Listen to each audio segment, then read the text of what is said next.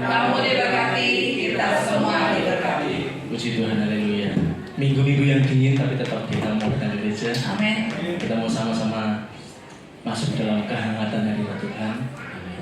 Jadi pagi ini kita mau menyembah Tuhan. Kita hari ini mau benar-benar khusyuk, kita mau hari ini benar-benar fokus. Kita datang ke hadirat Tuhan. Amin.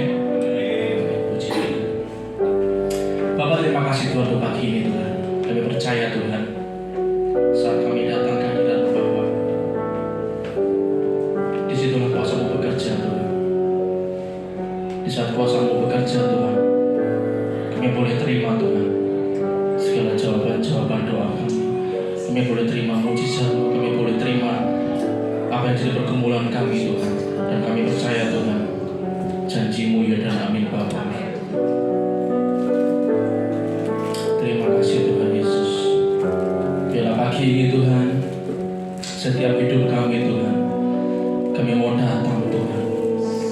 Kami mau menjadi penyembah-penyembah yang benar, menyembah dalam roh dan kebenaran Tuhan.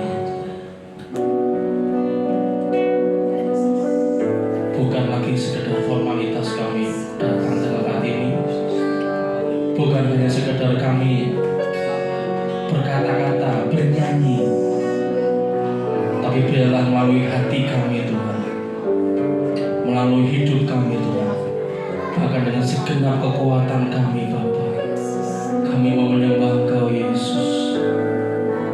Kami mau menyembah Engkau Tuhan. Kami sembah Kau, sembah Kau yang layak, Yesus Tuhan.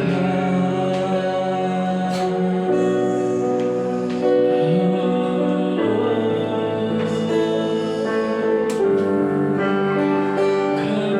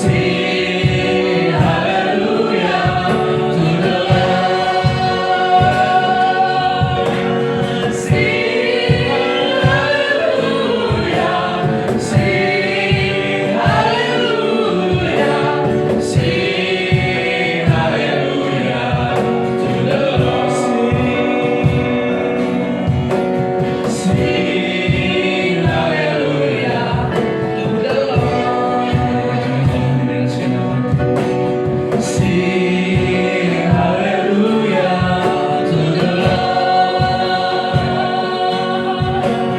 Sing hallelujah. Sing hallelujah. Sing hallelujah to the Lord. Sing hallelujah to the Lord.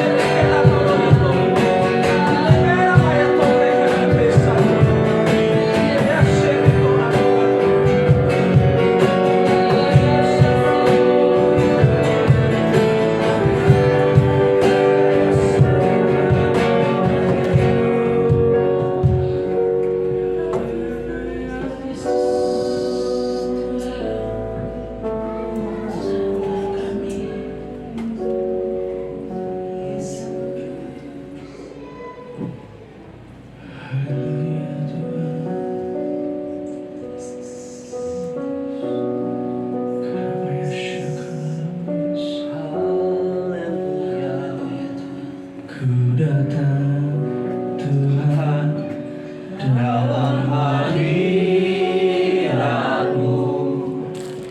perhiasan kekudusan. Seluruh surga sujud menyembah-Mu. Ku tersyukur dan berseru. Ku datang Tuhan dalam hadirat-Mu, perhiasan kekudusan. Kami harus kudus. Seluruh surga sujud menyembah-Mu. Ku tersyukur dan berseru.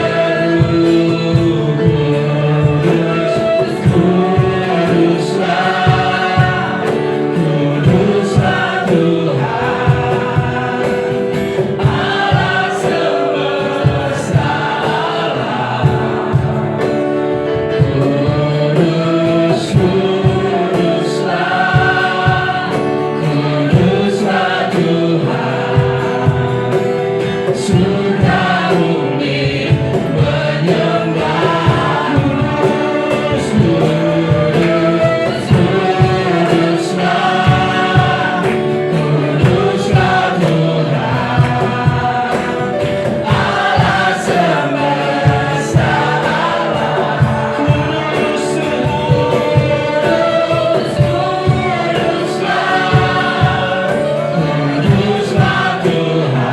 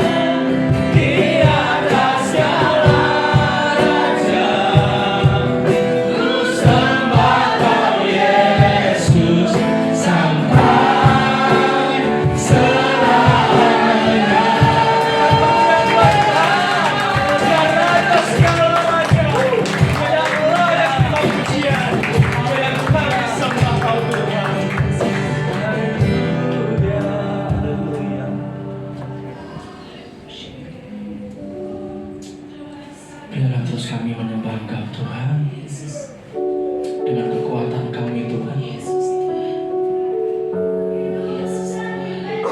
dengan segenap jiwa kami Tuhan. Izinkan kami terus menyembah-Mu Tuhan. Izinkan kami menyenangkan hati-Mu Tuhan. Mungkin hanya lewat pujian penyembahan kami Tuhan, kami bisa balas setiap kebaikan-Mu Tuhan.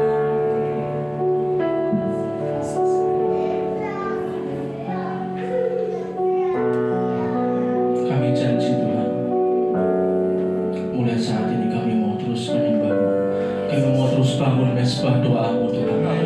Enggak cuma di gereja Tuhan, tapi di setiap rumah kami, bahkan di setiap pekerjaan kami, dimanapun kami berada Tuhan. Mulai saat ini Tuhan, kami mau menyembah, kami mau menyenangkan hati-Mu Tuhan. Lewat pujian, penyembahan hati kami, bahkan segenap kekuatan kami Tuhan, kami mau menyembah-Mu Tuhan.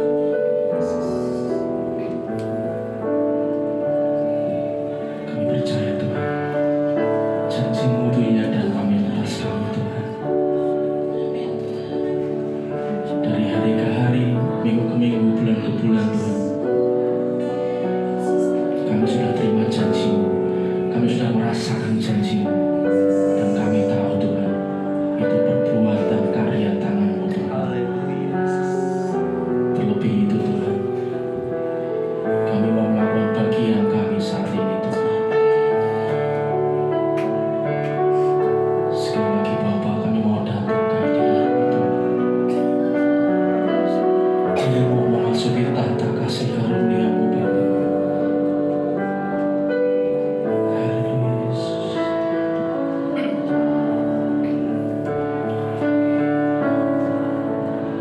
Ku datang ke tahta kasih karunia-Mu Tuhan. Kau Kau berikan anugerah-Mu dan pulihkan hidupku. Doaku, kekuatan-Mu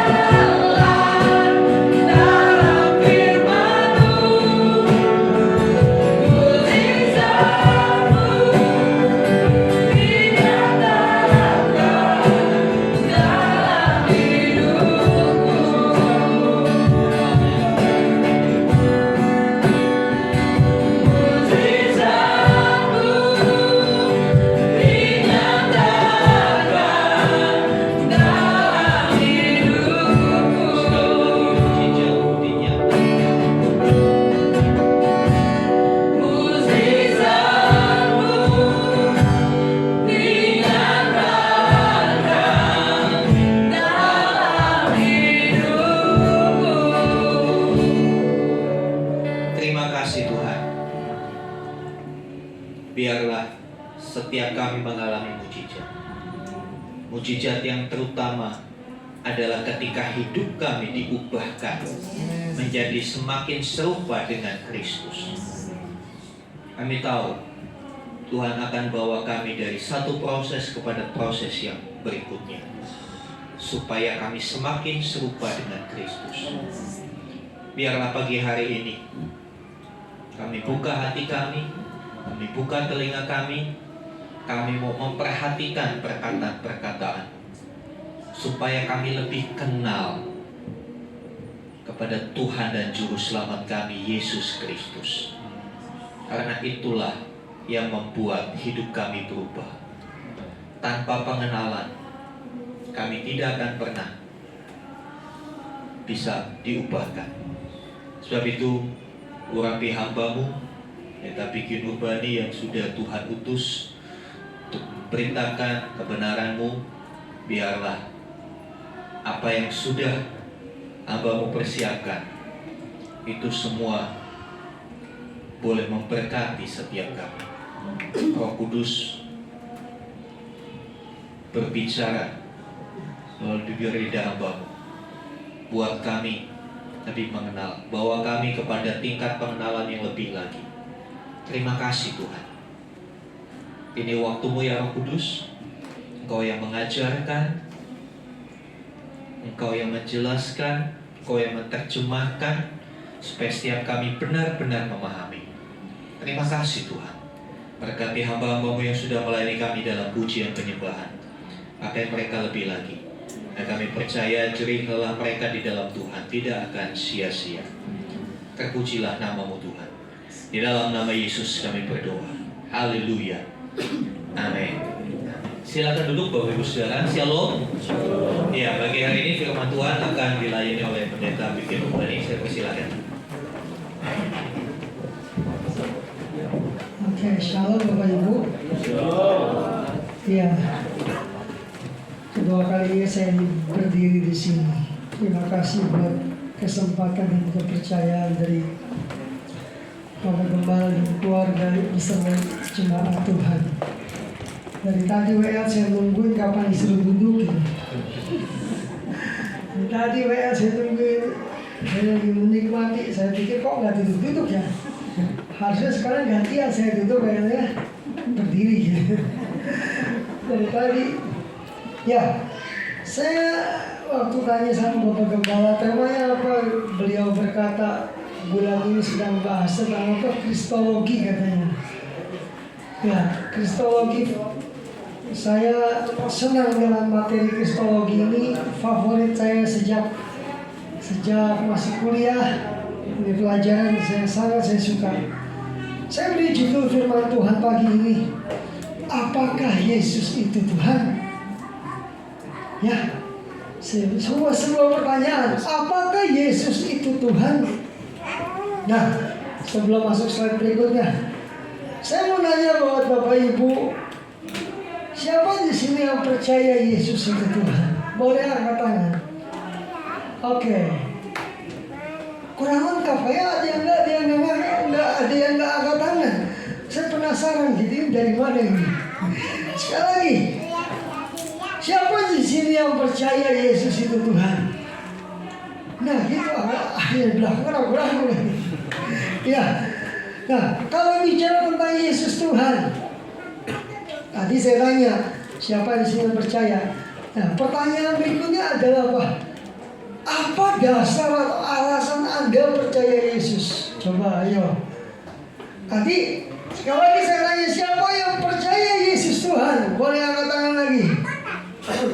Semakin berkurang nih. Saya tanya, apa dasar Anda percaya Yesus? Harus ada alasannya, benar nggak? Saya bilang bahwa kita percaya Yesus, ya saya percaya Yesus. Pertanyaannya, apa bukti Anda percaya Yesus? Atau alasan apa? Hal apa yang membuat Anda percaya Yesus? Kita berpendapat harus ada fakta dan datanya, alasannya, ya kan? Oh, saya percaya Yesus karena apa gitu? Coba, ayo, dia bisa jawab nggak? Boleh angkat tangan. Boleh. Salah nggak akan dihukum kalau nggak sama Bapak Gembalanya. Apa alasan Anda percaya Yesus, Bapak Bagas? Anda Bapak percaya Yesus. Kenapa Anda percaya Yesus? Yesus adalah Mesias. Mesias. Oke, Yesus adalah Mesias. Apa bukti bahwa Yesus adalah Mesias atau Tuhan? Ini pertanyaan berikut yang munculkan. Nah ini hari ini kita akan belajar. Makanya saya mau tanya lagi Bapak Ibu, bahwa menurut saudara Yesus itu 100% manusia dan 100% Allah atau setengah-setengah gitu? Sekali lagi, Yesus itu 100% manusia dan 100% Allah atau cuman setengah manusia setengah Allah? Apa jawabannya? 100% Allah. Oke. Nah, next kita belajar ya di sini. Nah, buka pelan-pelan. Saya minta karena ada banyak poinnya, jadi kalau keburu saya akan bahas semua. Kalau enggak nanti saya akan persingkat, materinya bisa minta sama Bapak Gembala. Next buka berikutnya. Yesus Kristus pribadi yang sangat menarik untuk dibahas dan dipercayai, yang menyangkut kisah kelahiran, penebusan serta kedatangannya kedua kali. Jadi gini, berbicara atau membahas tentang pengajaran Kristus itu sangat menarik gitu kan. Kenapa? Semakin Anda haus akan Tuhan, semakin Anda rindu mengenal pribadi Kristus. Kenapa? Karena antara kelahiran, penebusan, dan kedatangannya itu satu paket yang tidak bisa dipisahkan. Next berikutnya. Nah ini adalah supremasi dan kekuasaan tertinggi. Jadi bicara tentang bahwa Kristus ini sebagai Raja yang memegang pemerintahan tertinggi. Waktu Yesus bangkit, Yesus bilang apa sama murid-muridnya sebelum naik ke surga? Segala kuasa di surga dan di bumi ada dalam tanganku. Nah pertanyaannya kembali, next terus. Slide berikutnya terus, biar cepet aja. Berikutnya lagi. Nah, kesaksian pribadi Yesus. Nah, yuk, tapi sebelumnya kita baca dulu Matius 16. Matius 16 ayat 18. Matius pasal 16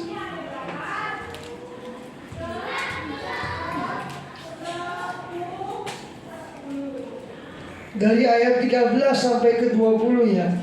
Matius 16 ayat 13 sampai 20, bisa kita bergantian, saya baca ayat 13. Setelah Yesus tiba di Kaisarea Filipi, ia bertanya kepada murid-muridnya. Kata orang, siapakah anak manusia itu?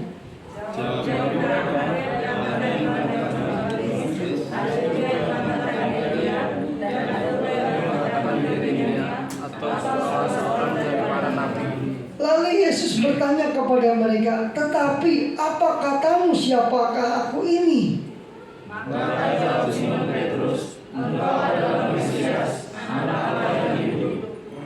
Kata Yesus kepadanya, berbahagialah engkau Simon bin Yunus, sebab bukan manusia yang menyatakan itu kepadamu, melainkan Bapa-Ku yang di sorga.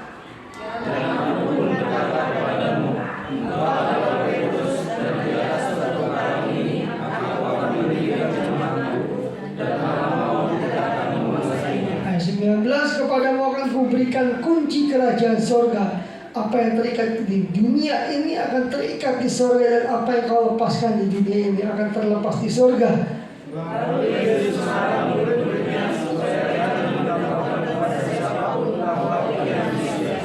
Ya, dalam ayat ini Yesus berkata kepada murid-muridnya, kata orang, siapakah aku ini? Menurut orang, Yesus sedang namanya melakukan survei. Yesus sedang melakukan pengen tahu. Menurut murid-muridnya dan menurut kata orang, siapa aku ini? Nah akhirnya murid-murid bilang, oh ada yang bilang engkau Yohanes Pembaptis, Ada yang berkata kau Elia dan seterusnya. Kalau cuma dari apa kata orang kita gampang, benar nggak? Oh kata orang, Pak Obadya itu begini. Kata orang. Lalu Yesus tanya lagi, menurut kamu siapa aku ini? Nah ini, ketika Yesus nanya, menurut kamu siapakah aku ini? Awalnya semua diam. Kenapa? Tiba-tiba ada seorang bernama Petrus bilang, engkau adalah Mesias, anak Allah yang maha tinggi. Artinya Yesus berkata apa? Kekristenan itu bicara pengalaman pribadi sama Tuhan. Makanya untuk kita mengenal Tuhan secara pribadi, kita harus punya namanya hati yang haus akan kebenaran firman Tuhan gitu.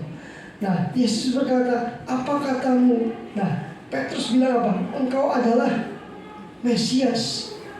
Lalu ayat 20 berkata, Yesus melarang murid-muridnya supaya jangan memberitahukan kepada siapapun bahwa ia Mesias.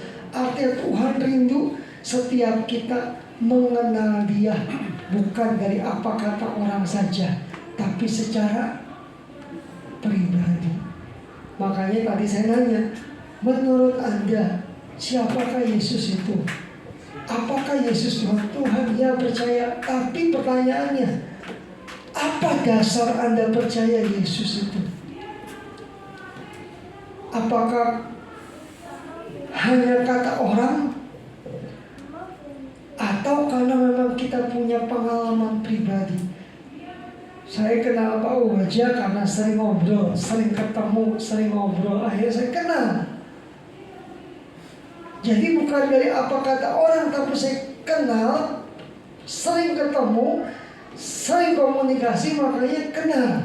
Nah, Tuhan rindu kita mengenal Tuhan secara pribadi. Nah, hari ini kita belajar ada beberapa kesaksian pribadi tentang Yesus dalam Alkitab.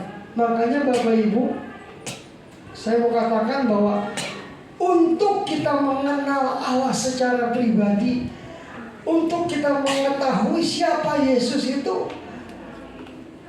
kita perlu namanya belajar dari sumber yang tepat, yaitu firman Tuhan. Ya, bukan dari agama lain, dari tempat lain. Yuk, next kita belajar kesaksian siapa Yesus itu. Nah, dalam Alkitab ada banyak orang yang bersaksi. Yang pertama, dibilang apa?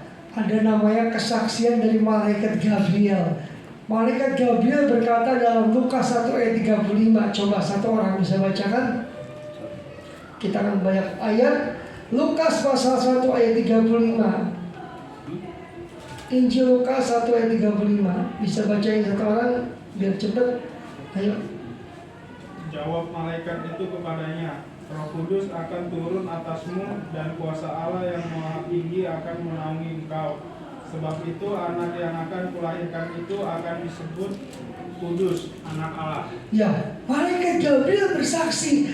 Dibilang di Alkitab berkata, tadi saya katakan sumber pengenalan kita itu dari firman Tuhan. Nah, malaikat Gabriel berkata apa? Engkau, anak itu akan disebut sebagai anak kudus. Bahkan berikutnya bilang, dalam Markus bilang setan-setan pun mengakui. Bapak Ibu, saya mau nanya, apakah setan percaya Yesus? Siapa belajar? Dia percaya, bahkan gemetar. Coba baca deh Lukas 4 ayat 34. Apa kata setan tentang Yesus? Biar Bapak Ibu tahu. Lukas pasal 4 ayat 34.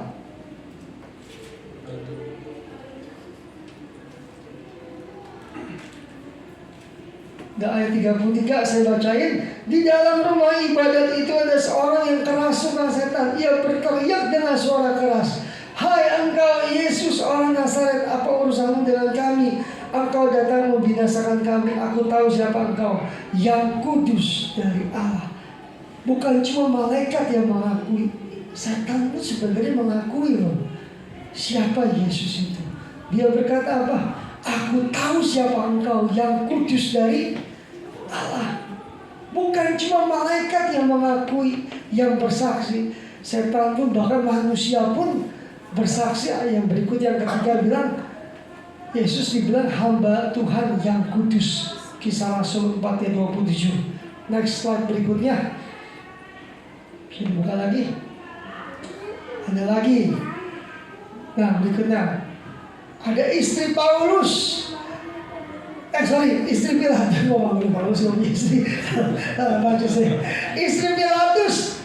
Ketika Yesus mau disalib, dia berkata apa? Dia orang benar. Matius 27 ayat 19. Jangan engkau mencampuri urusan orang benar. Bahkan penjahat di kayu salib pun berkata apa? Ingat gak? Ketika Yesus disalib, penjahat di sebelah kanannya berkata apa? Dia tidak berbuat salah. Justru kita yang salah. Dia mengakui. Nah, next berikutnya bilang, kepala pasukan waktu Yesus disalib, dia berkata apa? Sungguh dia adalah anak Allah. Jadi Yesus itu pengaruhnya dahsyat dari malaikat, respek, hormat. Setan pun mengakui, bahkan manusia dibilang penjahat, Pilatus, pejabat Herodes pun berkata apa? Ia tidak melakukan sesuatu yang salah. Bahkan Yudas yang mengkhianati dan menjual dia, di akhir hidupnya dia berkata apa? Aku telah menjual darah orang yang tidak bersalah. Next berikutnya. Dan cepat saja. Bahkan nah ini dia, Allah sendiri mengakuinya, bersaksi. Coba Matius 3 ayat 15. Matius 3 ayat 15 sampai 17. Coba satu orang, Bapak Bagas bacain Pak. Matius 3 ayat 15 sampai 17. Matius 3 ayat 15 sampai 17. Ini peristiwa Yesus dibaptis. Matius 3 ayat 15 sampai 17 Pak.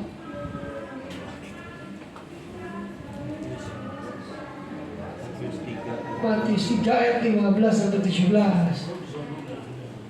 Lalu Yesus menjawab katanya kepadanya, biarlah hal itu terjadi, karena demikianlah sepatutnya kita mengenapkan seluruh kehendak Allah. Dan Yohanes pun mengurapinya. Sesudah dibaptis, Yesus segera keluar dari air, dan pada waktu itu juga langit terbuka, dan dia melihat Roh Allah seperti burung merpati turun ke atasnya. Ya, waktu Yesus dibaptis, apa yang terjadi? Langit terbuka, Bapa bersaksi, inilah anakku yang kukasihi, kepadanya lah aku berkenan. Bahkan kedua kalinya dalam ayat pasal 17 pun Bapa bersaksi juga, inilah anakku yang kukasihi, dengarkanlah dia.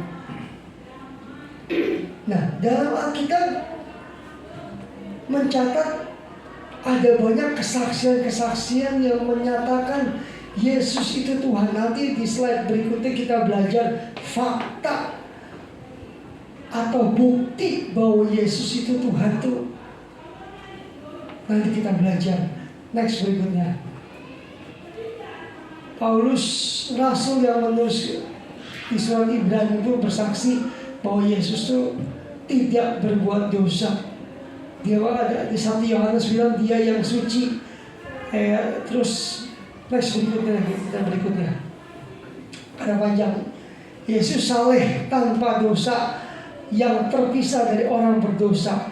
Jadi bahkan hukum Taurat pun menyatakan bahwa Yesus itu tidak berdosa. Dia benar. Next berikutnya kita masuk. Mazmur. Berikutnya kita langsung fakta. Fakta tentang Kristus. Nah tadi kita belajar bahwa apa sih dasar iman kita? Saya percaya Yesus. Ya, saya percaya Yesus. Apa dasar Anda percaya Yesus? Next. Nah, fakta tentang Kristus. Yang pertama apa? Kristus menegaskan sebagai benar-benar tidak berdosa. Berikutnya dia berdoa tetapi tidak pernah berdoa meminta ampun dosa. Yesus berdoa nggak di Alkitab? Yesus berdoa, tapi Yesus tidak pernah berdoa minta ampun dosa. Nggak ada di Alkitab Yesus berdoa, ampunilah saya Bapa. Enggak, kenapa? Dia benar.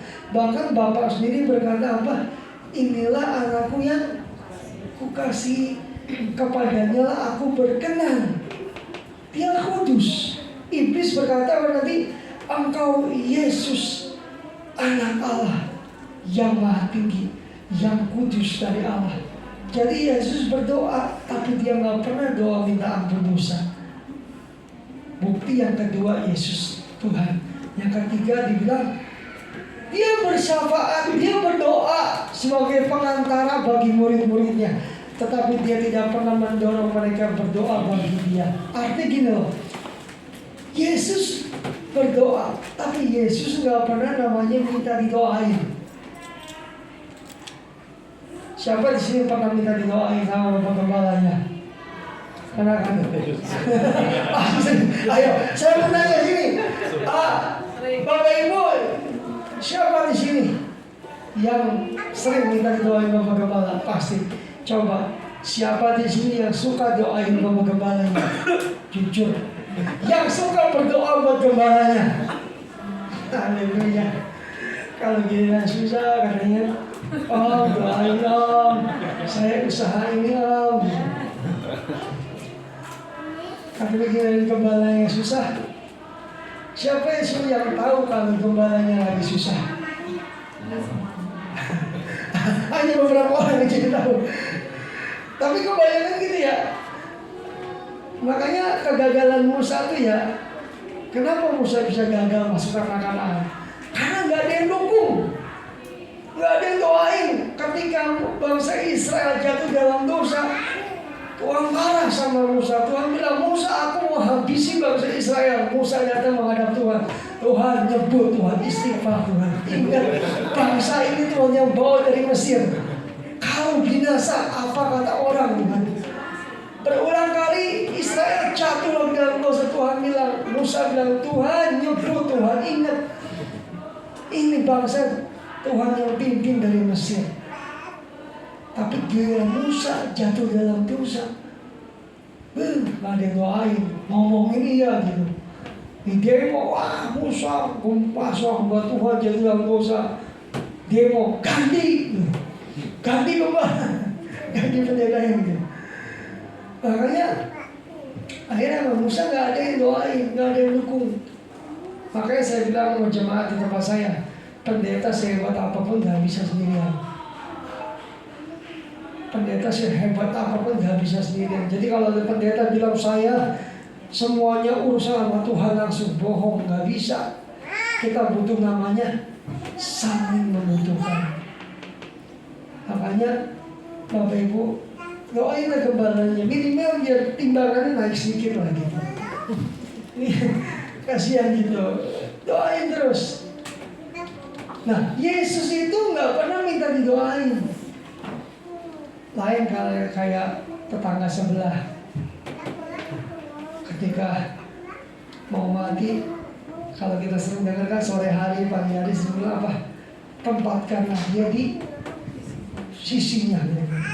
Yesus nggak pernah bilang waktu mau mati doainnya supaya saya diterima di sisi Bapa. Enggak. Kenapa? Surga punya gua. Yang lain cuman kontrak. Surga punya aku kok. Jadi Yesus nggak pernah namanya, justru Yesus tuh mendoakan murid-muridnya. Waktu Petrus mau jatuh dalam dosa, Yesus berkata, aku berdoa Petrus supaya iman kamu jangan gugur. Tapi Yesus nggak pernah namanya minta didoain, doain dong saya, doain dong aku. Yesus nggak pernah. Kenapa? Dia nggak butuh didoain, dia Tuhan. Dibilang dia berdoa bagi murid-muridnya keempat, tapi dia tidak pernah berdoa bersama dengan mereka. Next berikutnya, fakta tentang Yesus. Walaupun dia memanggil Allah sebagai Bapaknya, dia nggak pernah memanggil Bapa sebagai Juru Selamatnya. Kenapa dia nggak pernah memanggil Bapa Juru Selamat? Karena dia nggak butuh diselamatkan. Benar nggak?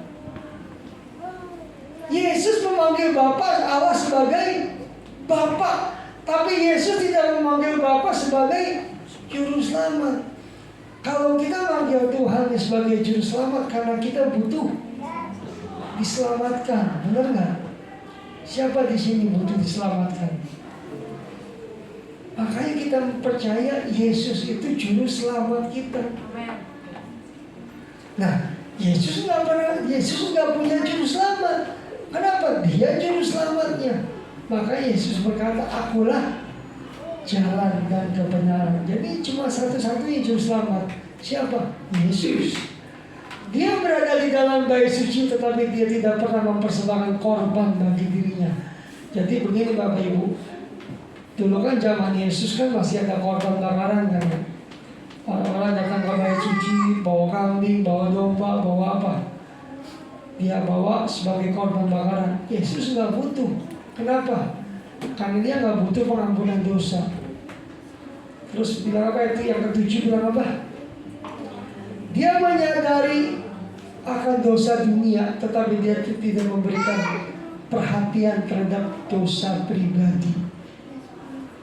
Gini loh, Yesus mengingatkan kita untuk kita selalu sadar dan bertobat, ya kan? Tapi dia nggak pernah memperhatikan pribadi yang berdosa. Kenapa? Karena dia nggak dosa, dia nggak berdosa, dia kudus. Makanya tadi yang ke-6 bilang apa? Dia nggak mempersembahkan korban bakaran. Dia nggak butuh korban buat dia. Kenapa? Karena dia kudus. 1 Petrus 2 ayat 22. Coba baca satu orang. 1 Petrus 2 ayat 22. Coba bacain.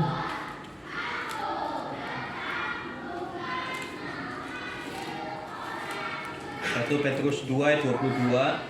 Ia tidak berbuat dosa dan tipu tidak ada dalam mulutnya.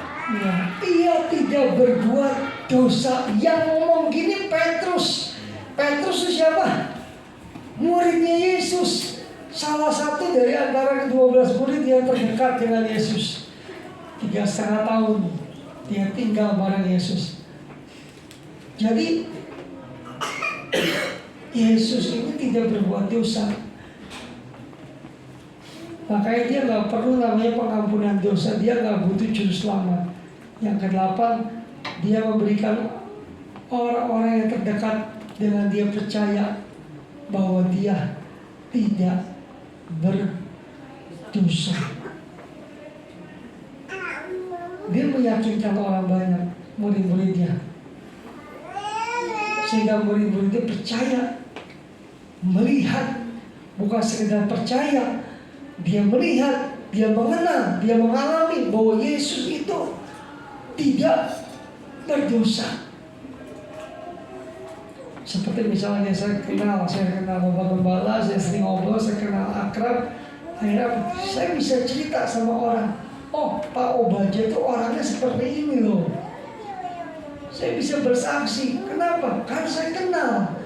Kenapa kenal? Setiap hari sering komunikasi, sering ngobrol, makanya kenal. Nah, makanya karena saya kenal Tuhan gitu kan, Petrus berkata, dia tidak berbuat dosa. Next berikutnya. Dia letih tapi tidak pernah sakit. Yesus bisa capek nggak? Bisa. Ya, kita ada ayat bilang Yesus capek, dia istirahat sampai ketiduran gitu kan. Dia ketiduran di perahu. Ketika naik perahu, dia tidur. Orang-orang panik. Kenapa dia panik? Karena Yesus tidur. Kenapa Yesus tidur? Kecapean. Ketika dia kecapean, dia tidur. Yang lain panik. Paniknya kenapa? Ada ombak besar datang. Tapi ketika ombak besar datang, Yesus tetap tenang.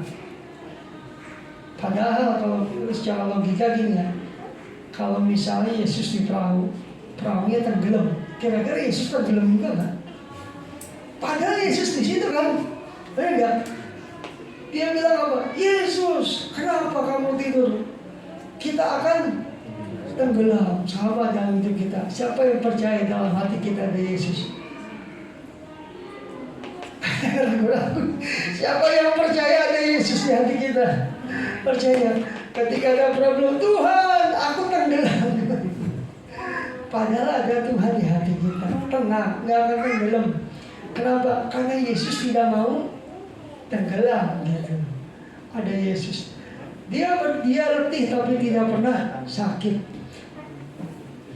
Tolong tunjukkan ayatnya di mana Yesus nggak ngajar.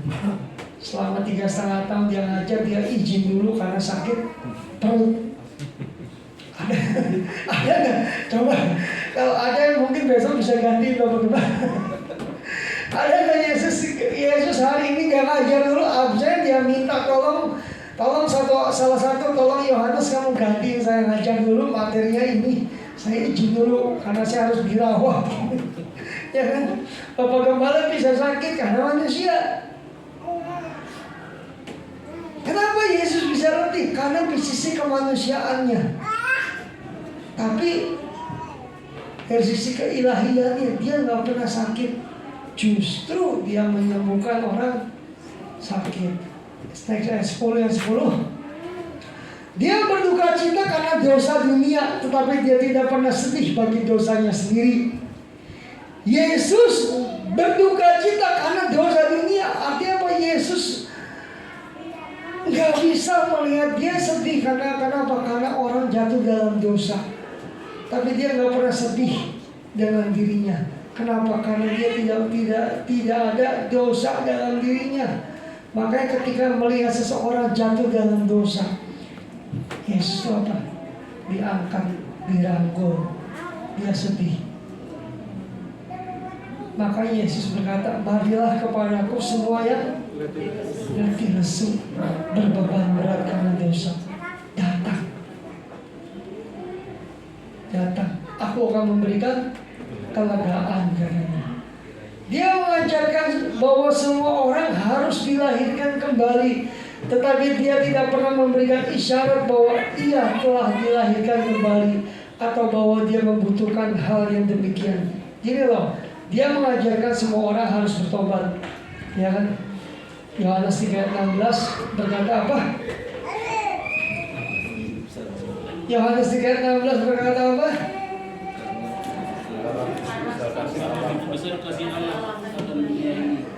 Nah, Yesus berkata gini sama Nikodemus.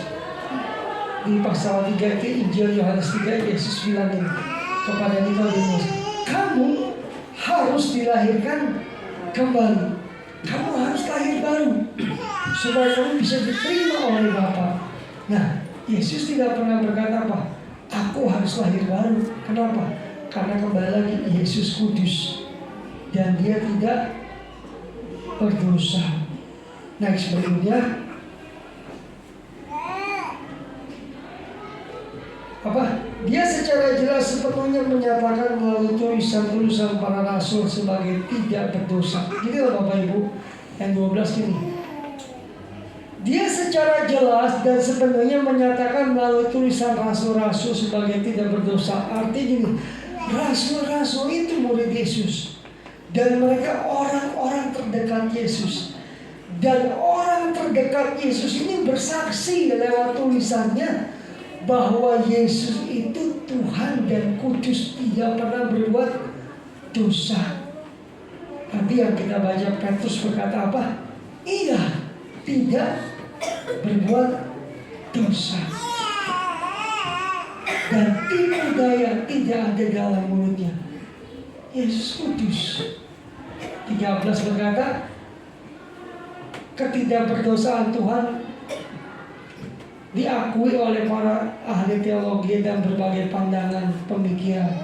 Artinya semua orang mengakui bahwa Yesus itu kudus dan tidak berdosa. Bahkan ahli kitab pun, ahli teologi pun mengakui bahwa Yesus itu tidak berdosa. Yang 14, ketidakberdosaannya yang absolut mutlak menjadi keyakinan gereja selama ratusan tahun. Sampai hari ini semua gereja Tuhan mengakui Yesus itu Tuhan dan kudus. Bapak Ibu percaya Yesus itu Tuhan dan kudus. Ini masa nggak percaya, ibaratnya iblis saja percaya, iblis saja bilang apa? Engkau yang kudus, kita nggak percaya, aduh terlalu gitu. Iblis yang mengakui, aku tahu siapa engkau, yang kudus dari Allah. Nah, sebagai konsekuensinya, next berikutnya yang terakhir, implikasi atau dampak karena Yesus tidak berdosa. Karena dia benar-benar tidak berdosa, maka dia merasakan penderitaan yang jauh lebih pahit dibandingkan dengan apa yang dialami semua manusia. Karena Yesus kudus. Ingat Bapak Ibu, tadi saya katakan Yesus itu 100% manusia juga. Ketika dia jadi, Filipi 2 berkata, waktu Yesus jadi manusia, Alkitab katakan dia tidak menggunakan kealahannya. Dia dicobai, hanya tidak berbuat dosa. Bahkan pencobaan yang Yesus alami itu lebih berat daripada umumnya manusia. Yesus harus apa? Menanggung dosa siapa? Memikul salib siapa? Salib siapa? Salib kita semua kan? Dosa, salib dosa manusia. Makanya penderitaannya lebih berat gitu kan, lebih pahit. Yang kedua, karena dia benar-benar tidak berdosa, maka selanjutnya dia merasakan pencobaan yang lebih sengit dibandingkan yang dialami orang-orang yang berdosa. Yesus mengalami penderitaan yang lebih hebat dari kita. Salah satu penderitaan Yesus paling berat itu apa? Pencobaan, ujian terberat yang Yesus hadapi itu apa? Coba saya bertanya. Kapan dia mengalami ujian terberat? Bukan di salib. Salib itu nggak berat.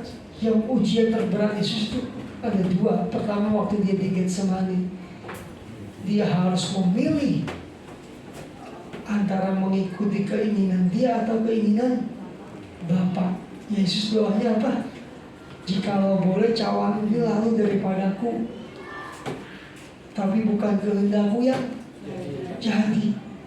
Sekali dia berdoa, Bapa nggak jawab. Kalau kita baca di Alkitab, di Injil, Yesus berdoa. Setiap doa Yesus dijawab oleh Bapa. Tapi di Getsemani dia berdoa, Bapa kalau boleh cawan ini lalu daripadaku. Sekali dia berdoa nggak dijawab sama Bapaknya. Dia berdoa lagi kedua kalinya, Bapa jikalau mungkin cawan ini lalu daripadaku. Dia nggak dijawab juga sama Bapa. Ketiga kali dia berdoa juga, Bapa kalau boleh cawan ini lalu daripadaku. Nggak dijawab juga. Arti apa? Yesus ngerti bahwa dia harus menanggung dosa semua manusia. Gak gampang Bapak Ibu. Orang yang berbuat salah kita yang nanggung, ya kan? Coba di sini misalnya ada teroris, wah habis dia tuh jahat banget, habis ngebom tiba-tiba begitu divonis hukuman mati, tiba-tiba Pak Bagas bilang biar saya menggantikan dia dihukum mati. Saya yakin Pak Bagas nggak mau gitu, ya kan? Nggak mau lah, kamu yang berbuat salah kok saya yang nanggung. Tapi Yesus bilang apa? Yesus tahu manusia nggak ada satupun manusia bisa menanggung akibat dosa. Makanya Alkitab katakan dia yang tidak mengenal dosa dijadikan dosa supaya kita selamat gitu. Menanggung dosa sendiri itu kita susah kan, apalagi menanggung dosa orang lain. Benar nggak? Yesus selalu menanggung kesalahan orang lain. Kesalahan kita, kesalahan semua manusia dia harus tanggung. Susah itu. Yang kedua, pergumulan Yesus paling berat itu kapan? Waktu disalib. Bukan karena disiksa, tapi waktu Yesus berkata apa? Nah itu, Allahku, Allahku, mengapa engkau meninggalkan aku? Hari itu Bapa gak mau melihat Yesus sama sekali. Ditinggalin Yesus sendirian. Itu paling berat pergumulan Yesus. Makanya Yesus berkata, dia teriak, Allahku, Allahku, mengapa engkau meninggalkan aku? Kenapa Bapak nggak mau lihat Yesus? Yesus yang kudus, hari itu harus kotor. Wow, benar-benar semua yang jorok, semua yang najis, semua yang jijik, semua ditimbangkan sama Yesus semua. Hari itu Bapak nggak mau melihat Yesus. Kenapa? Saking jijiknya dosa itu. Saya pernah pengalaman begini Bapak Ibu. Saya pernah berdoa begini, Tuhan, saya pengen tahu gitu. Saya doa gitu, Tuhan seperti apa sih Tuhan memandang dosa itu? Seperti apa sih Tuhan memandang betapa jijiknya dosa itu? Tahu nggak jawabannya gimana? Ini jangan dipraktekin ya, cukup sengaja juga. Saya dapat tiba-tiba begini. Coba masukin tangan kamu ke dalam, maaf ya, kalau bagus. Kamu obok-obok tuh betapa jijik, kamu jijik nggak? Dengarnya aja jijik kan?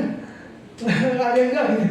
Saya hari itu, aduh saya pegang, jijik geli gitu. Saya rasa kotor gitu kan.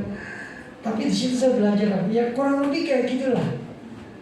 Ketika aku melihat seseorang berbuat dosa, tapi Tuhan datang, Dia rangkul lagi kita, Dia terima kita. Makanya salah satu alasan kenapa Yesus jadi Tuhan yang kudus mau jadi manusia itu apa? Simpel, supaya Dia tahu bagaimana rasanya jadi manusia. Makanya Dia tahu gimana namanya puyeng mikirin orang itu gimana, pusing mikirin Bapak Gembala, mikirin jemaat. Dia tahu gitu, ngerti gitu. Dia ngerti gimana seorang pimpinan itu ngatur anak buahnya susah tuh. Dia ngerti, kenapa? Karena dia pernah jadi manusia.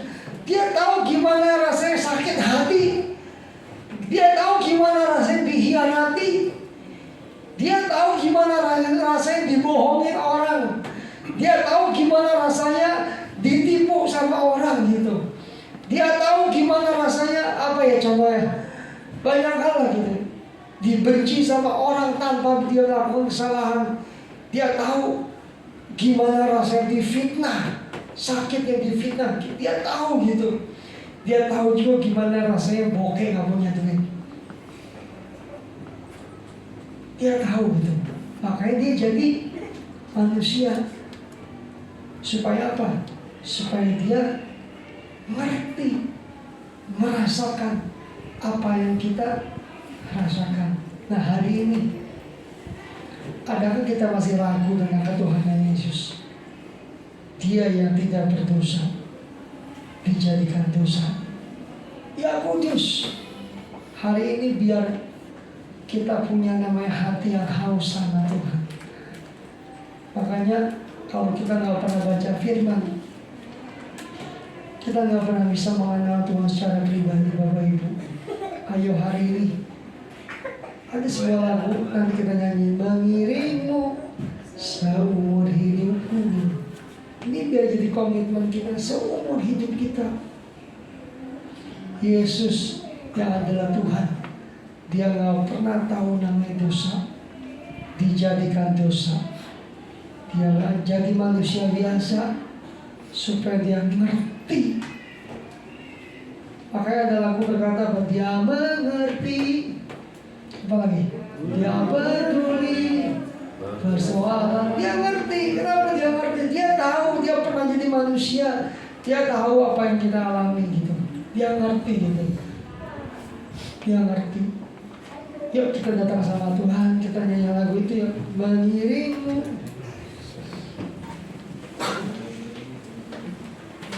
seumur hidupku. Ayo kita berdiri sama-sama, kita nyanyi lagu ini. Mengiringmu seumur hidupku, masuk dalam rencanamu Bapa. Pikiranku, kehendakku, ku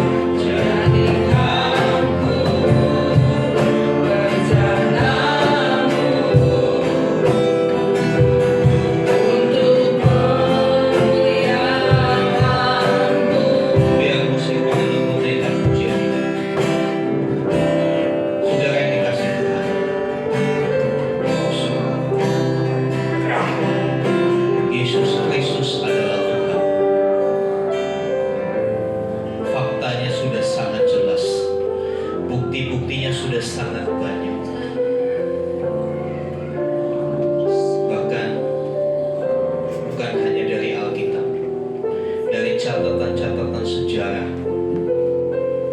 mengungkapkan bahwa Dia adalah Tuhan. Sejauh mana kita mempercayainya? Apakah kita masih meragukan ketuhanan Kristus? Haleluya. Hari-hari ini ada banyak kelompok, ada banyak ajaran yang mendiskreditkan Kristus. Hari-hari ini ada begitu banyak ajaran, seolah-olah Yesus itu hanya manusia yang karena dia taat lalu diangkat jadi Tuhan. Saudara, kalau kita mau belajar, belajarlah kepada sumber yang benar. Haleluya. Kita bersyukur hari ini kita mendapatkan pemahaman. Nanti PPT ini kalau saudara mau belajar lebih lanjut, saudara bisa jampi saya akan berikan PPT ini supaya saudara bisa pelajari lebih lanjut, baca ayat-ayatnya lagi. Kalau saudara bingung dengan ayat yang saudara baca, saudara bisa bertanya. Saudara, iman kita tidak akan pernah kuat kalau pemahaman kita keliru atau kita memiliki paham yang salah. Oleh sebab itu saya mau kita punya pemahaman yang benar, punya paham yang benar, supaya kita benar-benar melangkah maju bersama dengan Tuhan. Hari-hari di depan tidak semakin mudah, tapi Dia tetap sama. Adakah kita mau mengiring Dia? Mari naikkan pujian ini, mengiring. Engkau yang sungguh-sungguh mau mengiring Tuhan, angkat tangan. Tuhan, aku mau mengiring Engkau.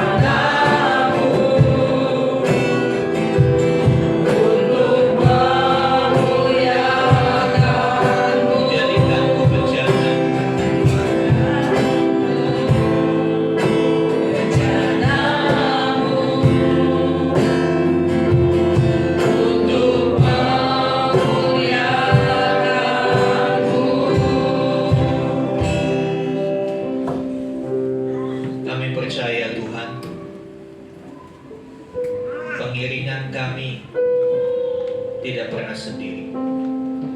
Ada Roh Kudus yang selalu menjadi penolong penghibur kami, sampai kami semua memperoleh pengetahuan yang benar tentang Anak Allah, sampai kami semua mencapai garis akhir, yaitu panggilan surgawi di dalam Yesus Kristus Tuhan. Sebab itu kami perlu kekuatan dari Tuhan ketika kami melewati hari-hari kami di dunia ini. Dunia yang semakin gelap, tapi kami tahu kegelapan itu tidak akan pernah dapat menguasai terang Kristus. Mari Tuhan Yesus, terangi hati dan pikiran kami, buat kami lebih mengenal Engkau. Nyatakan pribadimu lebih lagi, supaya kami semakin cinta kepadamu. Terima kasih Bapa. Berkati hamba-Mu Bapak Pendeta Piki dalam penggembalaannya di GBT Anugerah Cikarang. Kiranya bertambah-tambah kasih karunia, bertambah-tambah berkat, bertambah-tambah keajaiban-keajaiban yang dari Tuhan. Mampukan hamba-Mu boleh membawa kawanan domba Allah menuju pada pengenalan akan Kristus. Terima kasih Tuhan. Pujilah nama-Mu. Dalam nama Tuhan Yesus kami berdoa. Amin. Amin. Silakan duduk, saudara. Terima kasih Bapak, terima kasih Roh Kudus, karena Engkaulah Bapa yang kami kenal, Bapa yang kami sembah. Di minggu pagi ini, minggu raya ini, kami sudah mendengarkan kebenaran firman-Mu. Biarlah kebenaran firman-Mu ini menjadi motivasi dalam kehidupan kami. Terima kasih Bapa untuk setiap dalam satu minggu ini yang sudah kami lewati. Engkau memberkati kami di dalam kesehatan maupun berkat. Terima kasih juga Bapa untuk semuanya atas perjalanan hidup ini. Biarlah perjalanan hidup kami ini selalu kami bawa di dalam nama Tuhan Yesus. Berkati juga Bapa setiap nanti kami yang akan melaksanakan Natal. Biarlah nanti Natal ini Kau cukupkan dengan segala sukacita. Berkati juga Bapa negara kami ini, biarlah negara ini menjadi negara yang takut akan Tuhan. Terima kasih juga Bapa untuk semua di tempat ini kami dapat beribadah yang telah diberikan oleh RT RW, begitu juga dengan Bapak Jokowi. Berkati Bapak biar nanti menjadi pengganti dari Bapak Jokowi juga menjadi pemimpin yang lebih bijaksana lagi. Sebentar lagi kami Bapak akan meninggalkan tempat ibadah kami ini, akan berpulang ke tempat rumah kami masing-masing. Berkati kami dan tuntun langkah kami di dalam perjalanan.